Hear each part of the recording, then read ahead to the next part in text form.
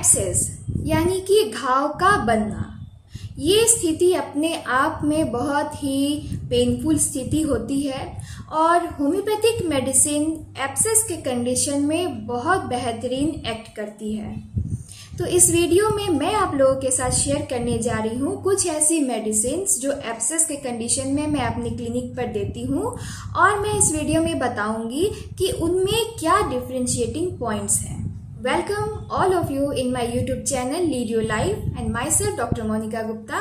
I am third generation homeopath of my family working as medical officer under Bihar government, and also I am practicing homeopathy for more than 17 years.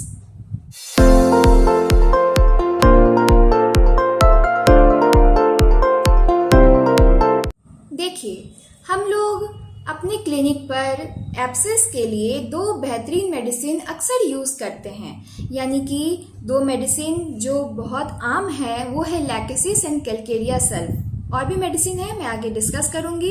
तो Calcarea sulph और lachesis, ये दोनों ही medicine जो है ये कहाँ पे दी जाती हैं।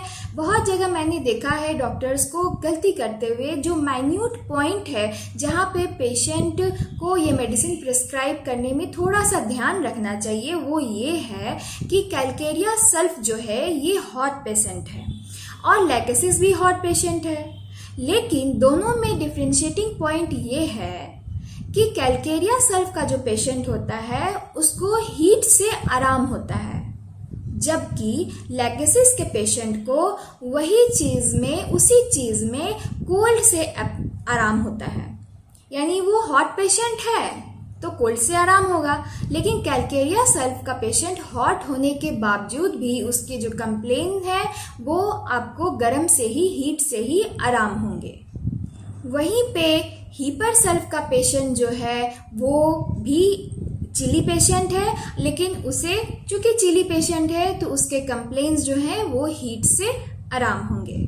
मर्फी में लिखा हुआ है कि अगर एब्सेस रेक्टम में बना हुआ है और वो ब्लाइंड है, ब्लाइंड कहने का मतलब उसमें कोई ब्लीडिंग नहीं हो रही है, तो वैसे कंडीशन में लाइकोपोडियम बहुत अच्छा वर्क करती है।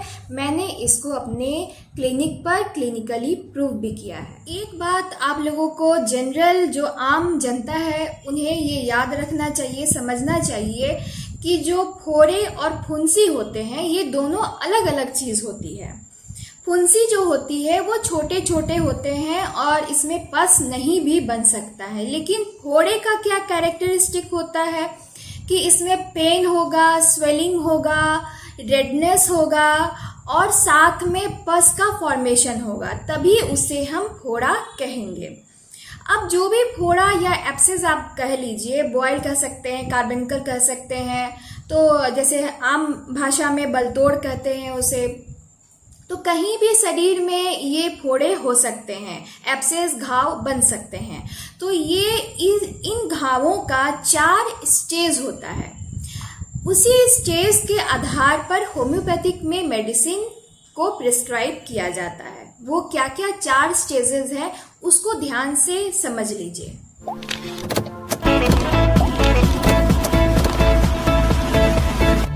फर्स्ट स्टेज जो है फोड़े का, एब्सेस का, वो है जहाँ पे पेन है, आपका रेडनेस है, स्वेलिंग है, यानी कि आप कह लीजिए कि इन्फ्लामेशन का सारा जो लक्षण है वो आपको नजर आ रहा है। मतलब कि पेशेंट ने थोड़े ही देर पहले या कुछ देर पहले ही महसूस किया कि मुझे इस पार्टिकुलर प्लेस पे फोड़ा या एब्सेस बनना। एब्सेस मत बोलिए, एब्सेस का तो मतलब ही होता है कि वहां पस फॉर्मेशन हो गया, तो मतलब फोड़ा या फुंसी जो है वो बनना शुरू हुआ है। तो वैसे कंडीशन में जिसे आप फर्स्ट स्टेज कह रहे हैं, वैसे स्टेज में स्वेलिंग भी नहीं आएगी, सिर्फ वहां पे दर्द होगा, लालीपन रहेगी और बहुत ही वहां पे इन्फ्लेमेशन तरह का आपको वहां पे महसूस हो। तो क्या है कि जब फर्स्ट स्टेज में आपको पेन, रेडनेस और हीट, ये 3 चीज नजर आ रहा है, तो इसे आपने फर्स्ट स्टेज माना।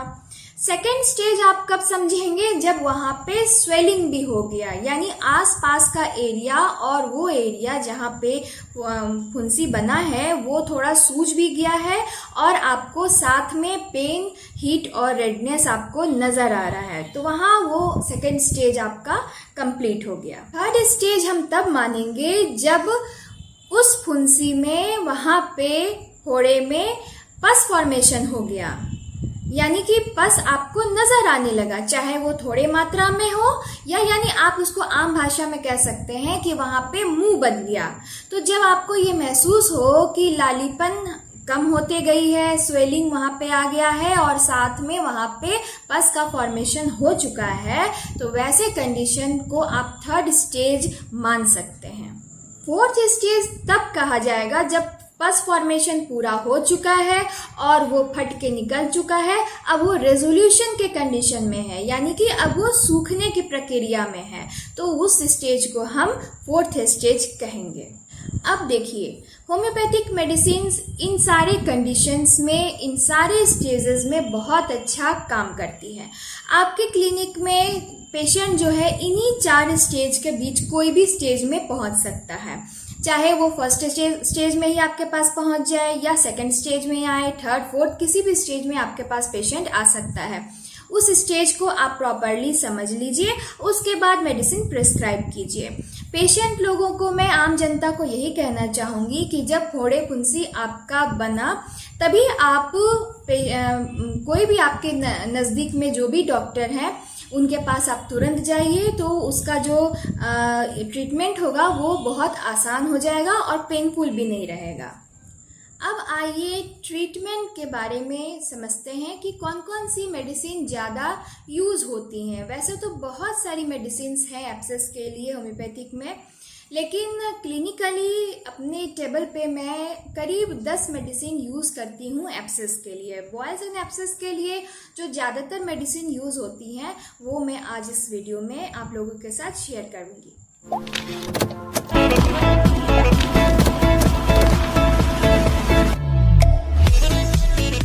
पहली मेडिसिन जो है वो है आर्निका। आर्निका जो है ये ऐसे समय में मैं देती हूँ जब जो फोड़े फुंसी है वो गुच्छों में बने हुए हैं, मतलब एक जगह 5-6 जो फोड़े फुंसी हैं वो इकट्ठा होके बन जाते हैं। ज़्यादातर ये हेड पे नज़र आते हैं। अभी बरसात का मौसम है, इस मौसम में ज़्यादातर फोड़े फुंसी उस तरीके के निकल आते हैं। उसके बाद एक और लक्षण आर्निका का क्या होता है कि पेशेंट बोलता है कि डॉक्टर साहब जैसे ही एक फुंसी ठीक होता है दूसरा मेरा निकल जाता है। तो इस तरह का अगर बन रहा है, फोड़े फुंसी का टेंडेंसी है बनने का, तो वहां पे आर्निका बहुत अच्छा काम करती है। अब अगर पेशेंट फर्स्ट और सेकेंड स्टेज लेके आया है, यानी कि वहां पे पेन भी है, हीट भी है और रेडनेस भी है और स्वेलिंग भी है, और आप देख रहे हैं कि मुंह बन चुका है, यानी पस का फॉर्मेशन होना स्टार्ट हो चुका है, तो अगर ऐसी स्थिति में अगर आप चाहते हैं कि प्रॉपर वे में पस बन जाए और वो निकल जाए, तो पहले बनेगा तभी तो आप उसको ड्रेन करने का सोचिएगा। तो प्रॉपर वे में पस बन जाए, क्योंकि थोड़ा सा बन चुका है और अच्छे से बन जाएगा तो वहां पे जो पेन है उस पेशेंट का वो कम हो जाएगा। तो वैसे स्थिति में यानी कि अगर ज्यादा पस बना हुआ है तो उसको दबाने से तो होगा नहीं, उसको निकाल ही देना है, तो और अच्छे से पकाना होगा उसको, तभी तो वो वहां से ड्रेन होगा। तो अगर आप चाहते हैं कि उसको हास्टेन करें, मतलब कि उस सपुरेशन को और जल्दी सपुरेट करे उस चीज को, तो वहां पे हीपर सल्फ मेडिसिन का उपयोग करते हैं। हीपर सल्फ जो है यहाँ पे हम लोग 30 पोटेंसी में यूज करते हैं, यानी कि कम पोटेंसी में जब आप यूज कीजिएगा हीपर सल्फ को तो वो सपुरेशन को हास्टेन करेगा, यानी कि जल्दी पकाएगा उस घाव को, ठीक है। और वही जब आप देखेंगे कि बहुत थोड़ा मात्रा में पस बना हुआ है, वैसे पस को हम दाब सकते हैं, सप्रेस कर सकते हैं, उसको ज्यादा पकाना का जरूरी नहीं है उस घाव को, वो आराम से सप्रेस हो सकता है। तो अगर वैसी स्थिति अगर आपको चाहिए तो वैसे कंडीशन में हीपर सल्फ 200 पोटेंसी में, यानी कि हायर पोटेंसी में जब हम यूज करेंगे तो वो क्या होगा कि उस घाव को दबा देगा और वो वहां पे ठीक हो जाएगा। अब क्या है कि हिपर सल्फ आपने 30 पोटेंसी दे दिया, घाव पूरी तरीके से पक गया, अब उसको हमको ड्रेन करना है। तो उस पस को ड्रेन करने के लिए, निकालने के लिए हम अब कौन सी मेडिसिन यूज करेंगे? अब हम वहां पे साइलेशिया देंगे। तो साइलेशिया 200 या 1 m पोटेंसी में जब आप वहां पे दीजिएगा तो वो अच्छे से सारे पस को ड्रेन आउट कर देगा। बहुत सारी कंडीशन में तो हिपर सल्फ से ही सारा काम हो जाता है, लेकिन अगर नहीं हो पा रहा है तो वहां पे आप लास्टली साइलेशिया 200 देके उस पस को ड्रेन आउट कर सकते हैं। लेकिन साइलेशिया और हिपर सल्फ एक साथ बिल्कुल नहीं दिया जा सकता है, क्योंकि वो एक दूसरे का एंटीडोट है। एक कंडीशन और समझने वाली है कि कहीं पर क्या होता है पेशेंट के साथ में कि कुछ हाथ में या पाँव में या किसी भी पार्ट में कुछ गड़ गया, कांटा गड़ गया या कुछ ऐसी चीज गड़ गई जो अंदर चली गई, उसके बाद वहां पे पस फॉर्मेशन हो गया। तो वैसे चीज को बाहर निकालने के लिए और उस पस को सुखाने के लिए साइलेशिया यूज की जाती है। साइलेशिया को सर्जन्स नाइफ भी कहा जाता है। तो होम्योपैथी का जो सर्जन्स नाइफ है वो साइलेशिया है। तो एब्सेस में, घाव की कंडीशन में साइलेशिया बहुत बेहतरीन तरीके से वर्क करती है। अब एक और बेहतरीन दवा है जिसका नाम है कैलकेरिया सल्फ। तो आप पूछेंगे अब इसका क्या यूज है? तो मैंने जैसे आपको बताया कि आपने देखा फर्स्ट स्टेज कवर हुआ बेलेडोना से, सेकेंड एंड थर्ड स्टेज हुआ हिपर सल्फ एंड साइलेशिया से। साइलेशिया क्या किया कि पस को ड्रेन भी कर दिया, ड्रेन हो गया। अब उस घाव को सुखाना है, प्रॉपर वे में हील अप करना है। तो यहाँ पे यूज आ जाता है कैलकेरिया सल्फ का। ये कैलकेरिया सल्फ क्या करेगा कि पूरे घाव को हील अप करने में मदद करेगा। तो वैसे स्टेज में आप कैलकेरिया सल्फ 30 या 200 पेशेंट को देके एब्सेस को जल्दी से हील अप करने में मदद कर सकते हैं। और बात है कैलकेरिया सल्फ के लिए कि जहाँ पे कोई डीप सीटेड अगर एब्सेस है, जैसे कि टूथ का जो एब्सेस होता है, दांत में अगर घाव है और या फिस्टुला है, वैसे डीप सीटेड एब्सेस में कैलकेरिया सल्फ बहुत अच्छा वर्क करती है। कभी कभी पेशेंट क्या बोलते हैं कि डॉक्टर साहब एब्सेस तो ठीक हो जाता है मेरा, फिर कभी 6 महीना, 3 महीना या साल भर में वो रिकरेंट हो जाता है, फिर से हो जाता है। तो रिकरेंट एब्सेस के लिए हम लोग सिफिलिनम 1 डोज आप दे दीजिए पेशेंट को। उसके बाद जो उसका कॉन्स्टिट्यूशनल दवा आता है वो प्रिस्क्राइब करते रहिए। तो सिफिलिनम क्या है कि इसका जो रिकरेंसी है उसको खत्म करने में एक कारगर दवा है। एक और दवा है मर्कसॉल। मर्कसॉल कहाँ पे हम यूज करते हैं? तो क्लिनिकली मैं मर्कसॉल जो है तब यूज करती हूँ जब जो डिस्चार्ज है वो हरा आ रहा है, गाढ़ा आ रहा है, तो वैसे कंडीशन में मर्कसॉल दिया जा सकता है। प्लस जो पेन है या कुछ भी तकलीफ है पेशेंट का वो रात में बढ़ता है उसका, तो मर्कसॉल वहाँ पे सोचा जा सकता है। साथ में एक और बात क्या है मर्कसॉल का कि ग्लैंडुलर अफेक्शंस जहाँ पे हैं, यानी कि ग्लैंड में अगर एब्सेस बना हुआ है तो वहाँ पे मर्कसॉल बहुत अच्छा काम करती है। एक और मेडिसिन लैकेसिस, मैं क्लिनिकली बहुत बार दे चुकी हूँ एब्सेस के कंडीशन में। कैंसर के कंडीशन में भी एब्सेस था और उसी जगह पे रिकरेंट हो गया उसका, और उस एब्सेस का जो लैकेसिस के एब्सेस का जो कैरेक्टरिस्टिक होता है वो ये होता है कि उस एब्सेस के चारों तरफ का जो स्किन का सराउंडिंग होता है वो ब्लू होता है।